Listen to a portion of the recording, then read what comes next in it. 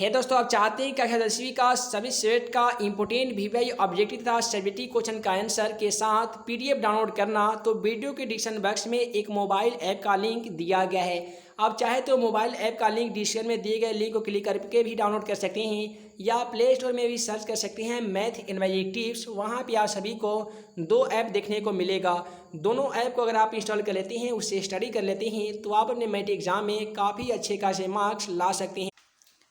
हे दोस्तों, मैं मुकीम अंसारी एक बार फिर से आप सभी का बहुत बहुत स्वागत करता हूं math in magic tips YouTube channel में। फ्रेंड्स, आज की इस वीडियो में हम लोग देखने वाले हैं संस्कृत का 40 वीवीआई ऑब्जेक्टिव क्वेश्चन का अगला पार्ट, जिसमें हम आप सभी बताने वाले हैं संस्कृत का ऐसे इंपोर्टेंट ऑब्जेक्टिव क्वेश्चन जो कि पिछले मैट्रिक एग्जाम में बहुत बार पूछे गए हैं और आपके भी मैट्रिक एग्जाम में पूछे जा सकते हैं। अगर आप इस बार मैट्रिक का एग्ज़ाम देने वाले हैं ना, तो वीडियो को शुरू से अंत तक देखना बिल्कुल मत भूलिएगा।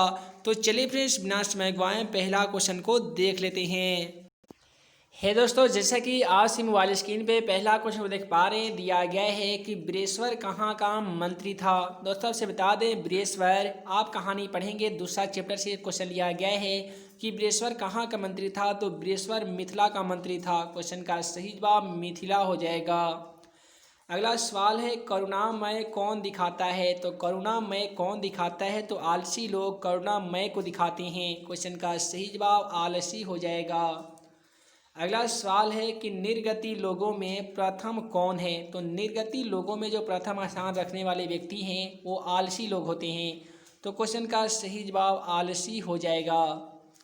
इसके बाद में क्वेश्चन 44 में दिया गया है कि अलस कथा में किसका महत्व वर्णित किया गया है। तो अलस कथा पाठ अगर आप पढ़ेंगे ना, तो मानव के गुण तथा अवगुण के बारे में वहाँ पे महत्व को वर्णित किया गया है। तो क्वेश्चन का सही जवाब मानव गुण हो जाएगा।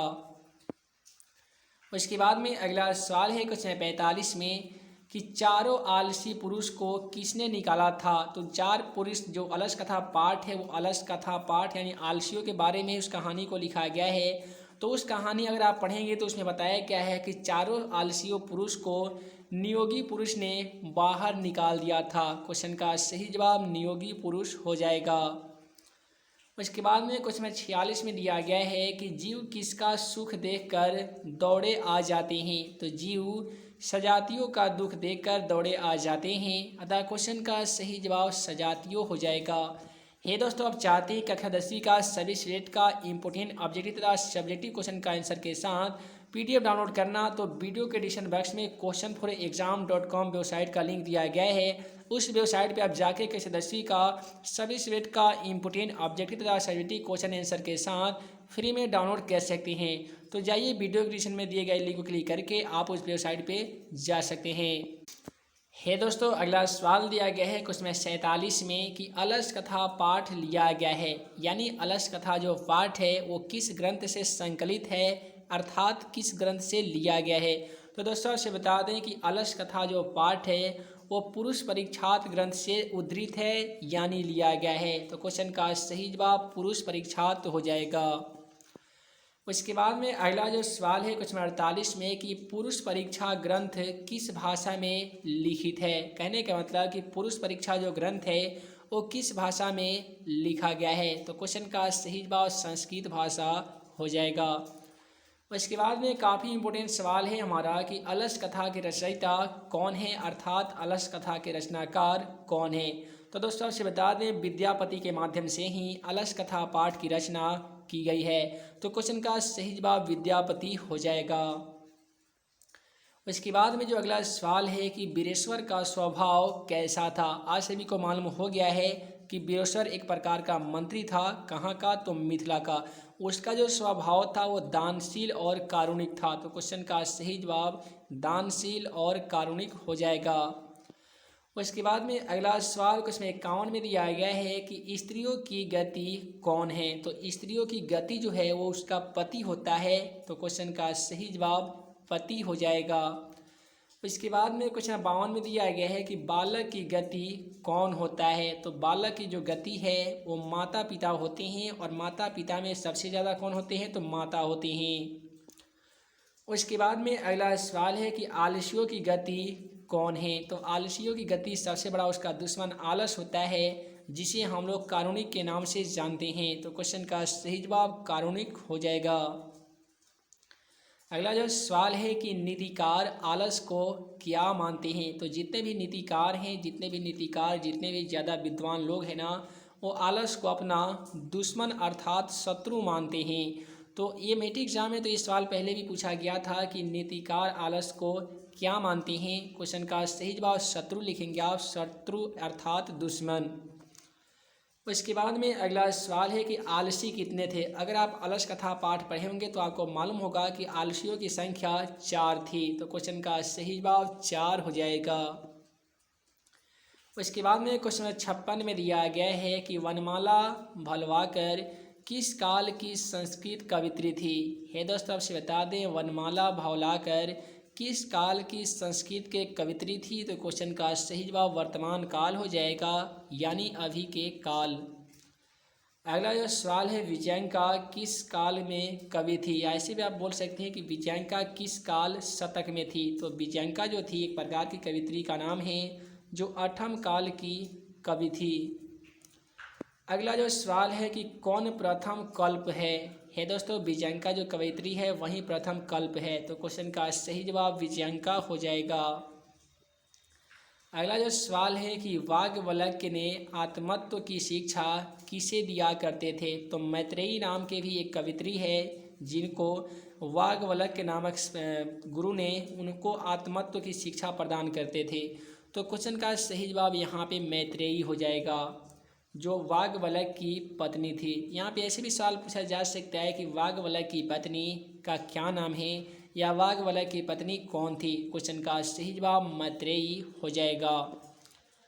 उसके बाद में क्वेश्चन नंबर 61 में दिया गया है कि वर्तमान काल की संस्कृत लेखिका कौन है। आपसे बता दें कि वर्तमान काल यानी जो अभी काल चल रहा है, इस काल में संस्कृत की लेखिका कौन है। तो वह है मिथिलेश कुमारी मिश्र। अतः क्वेश्चन का सही जवाब मिथिलेश कुमारी मिश्र हो जाएगा। अगला जो सवाल है कि शास्त्रार्थ कुशला कौन थी। तो दोस्तों से बता दें कि शास्त्रार्थ जो कुशला थी वो गार्गी थी। अतः क्वेश्चन का सही जवाब गार्गी हो जाएगा, जिन्हें जनक सभा की कावित्री भी कहा जाता है या वायानी भी कहा जाता है। ठीक है, तो क्वेश्चन का सही जवाब गार्गी हो जाएगा। अगला जो सवाल है कि विजय भट्टारिका की दूसरी पहचान क्या है दोस्तों आपसे बता दें कि विजय भट्टारिका की जो दूसरी पहचान है, दूसरा जो निशान है वह है विजयांका। अतः क्वेश्चन का सही जवाब विजयांका हो जाएगा। अगला जो सवाल है महाभारत में किस लेखिका का उल्लेख है, या ऐसे भी सवाल पूछे जाते हैं कि महाभारत में कौन सी लेखिका का उल्लेख किया गया है या उल्लेख मिलता है। तो सुलभा नामक एक ऐसी लेखिका है जिसका उल्लेख महाभारत में भी मिलता है। अतः क्वेश्चन का सही जवाब सुलभा हो जाएगा। अगला जो सवाल है कि आधुनिक काल की संस्कृत कवयित्री किसे माना जाता है। आपसे बता दें कि आधुनिक काल की जो संस्कृत कवयित्री है वो पंडिता छमाराव को माना जाता है। अतः क्वेश्चन का सही जवाब पंडिता छमाराव हो जाएगा। अगला जो सवाल है हमारा क्वेश्चन नंबर 66 में कि चंद्रादित्य की पत्नी थी, यानी चंद्रादित्य की पत्नी का क्या नाम था। क्वेश्चन का सही जवाब विजय भट्टारिका हो जाएगा। अगला जो सवाल है क्वेश्चन नंबर 68 में कि कंपन राय की पत्नी का क्या नाम था। आपसे बता दें कि कंपन राय की पत्नी का नाम गंगा देवी था। अतः क्वेश्चन का सही जवाब गंगा देवी हो जाएगा। अब हम लोग बात करते हैं क्वेश्चन नंबर 69 की। क्वेश्चन नंबर 69 में दिया गया है अच्युत राय की पत्नी का क्या नाम था। आपसे बता दें चंद्रादित्य की पत्नी का नाम विजय भट्टारिका, कंपन राय की पत्नी का नाम गंगा देवी, अच्युत राय की पत्नी का नाम तिरुमलंबा था। उसके बाद में अगला सवाल है क्वेश्चन नंबर 70 में कि चंद्रादित्य किस वंश के राजा थे। तो चंद्रादित्य जो है वो चालुक्य वंश के राजा थे। अतः क्वेश्चन का सही जवाब चालुक्य वंश हो जाएगा। वहीं पे अगर आता है यहाँ पे चंद्रादित्य के जगह पे चंद्रगुप्त मौर्य देगा कि किस वंश के शासक थे या किस वंश के राजा थे। तो वैसे परिस्थिति में क्वेश्चन का सही जवाब मौर्य वंश हो जाएगा। इसके बाद में अगला सवाल है हमारा कि वरदाम्बिका परिणय की रचनाकार कौन है? आपसे बता दें कि वरदामी का परिणय के रचनाकार जो है वो तिरुमलम्बा है, अतः क्वेश्चन का सही जवाब तिरुमलम्बा हो जाएगा। इसके बाद में अगला सवाल है क्वेश्चन 72 में कि क्षमा राव के पिता का क्या नाम है? आपसे बता दें कि क्षमा राव के पिता का जो नाम है वो शंकर पांडुरंग है। क्वेश्चन का सही जवाब शंकर पांडुरंग हो जाएगा। है दोस्तों, अगला सवाल है क्वेश्चन 73 में कि मैत्रेयी का वर्णन किस उपनिषद में मिलता है? आज सभी को मालूम हुआ कि वाग्वलग के पत्नी का नाम मैत्रेयी था, उनका जो वर्णन मिलता है वो कौन से उपनिषद में मिलता है? तो क्वेश्चन का सही जवाब बृहदारण्यकोपनिषद हो जाएगा, अतः क्वेश्चन का सही जवाब बृहदारण्यकोपनिषद हो जाएगा। अगला जो सवाल है क्वेश्चन 74 में कि लौकिक संस्कृत साहित्य में कितनी कवित्री वर्णित है? तो अब हम बात करते हैं कि लौकिक साहित्य संस्कृत के बारे में, तो उसमें कुल 40 कवित्रों का वर्णन किया गया है, अतः क्वेश्चन का सही जवाब 40 कवित्री वर्णित है। उसके बाद में अगला जो सवाल है ऋग्वेद में कितनी ऋषिकाओं का वर्णन किया गया है? आज सभी को मालूम हुआ कि वेदों की संख्या 4 है, वेदांगों की संख्या 6 है। तो यहाँ पे हम लोग बात करते हैं कि वेद के बारे में। तो वेद जो 4 प्रकार के होते हैं वो ऋग्वेद होते हैं, सामवेद, अथर्ववेद और चतुर्वेद होते हैं, ठीक है।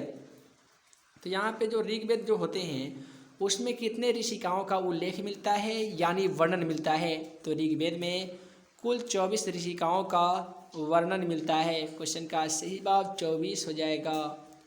अगला जो सवाल है गंगा देवी का समय क्या था? दोस्तों से बता दें गंगा देवी का जो समय था वो 14वीं सदी में था। क्वेश्चन का सही जवाब 14वीं सदी हो जाएगा। उसके बाद में दिया गया है क्वेश्चन नंबर 77 में कि सर्व शुक्ला सरस्वती किसने कहा? तो सर्व शुक्ला सरस्वती कहने वाले व्यक्ति का नाम दंडी ने। क्वेश्चन का सही जवाब दंडी हो जाएगा, क्योंकि दंडी के माध्यम से ही सर्व शुक्ला सरस्वती कहा गया था। अगला जो सवाल है क्वेश्चन नंबर 78 में कि पंडिता क्षमा राव द्वारा रचित सत्याग्रह गीता किससे प्रभावित थी? आप सभी को बता दें कि पंडित क्षमा राव के द्वारा एक रचना किया गया था जिसका नाम पड़ा था सत्याग्रह गीता। ये जो किससे प्रभावित थी? तो ये महात्मा गांधी से प्रभावित थी। क्वेश्चन का सही जवाब महात्मा गांधी हो जाएगा। है दोस्तों, अगला जो सवाल है क्वेश्चन 79 में दिया गया है कि विपुल क्या है? आपसे बता दें विपुलम किम अस्ति, ऐसे भी सवाल पूछे जाते हैं, या विपुल क्या है? क्वेश्चन का सही जवाब संस्कृत साहित्य हो जाएगा, क्योंकि संस्कृत साहित्य का ही नाम है एक है जो विपुल है। अगला सवाल है किस देश में देवता बार बार जन्म लेना चाहते हैं? काफ़ी सिंपल सवाल है। उम्मीद है कि आप सभी को मालूम होगा कि भारत एक ऐसा देश है जहाँ पे देवताओं का जन्म धरती भी कहा जाता है, जहाँ देवता बार बार जन्म लेना चाहते हैं। क्वेश्चन का सही जवाब भारत हो जाएगा। तो हे दोस्तों, वीडियो लंबी ना हो जिस कारण मैं इस वीडियो को यहीं पे एंड करता हूँ। उम्मीद है कि आप सभी को वीडियो पसंद आया हो तो वीडियो को लाइक करें, अपने दोस्तों में शेयर करें। ऐसे ही नए नए वीडियो पाने के लिए हमारे channel math and magic tips को सब्सक्राइब करना ना भूलें। दोस्तों, मैं मुकीम अंसारी जल्द मिलूंगा अगले वीडियो में नए भी क्वेश्चन के साथ। तब तक के लिए वीडियो देखने के लिए बहुत बहुत धन्यवाद।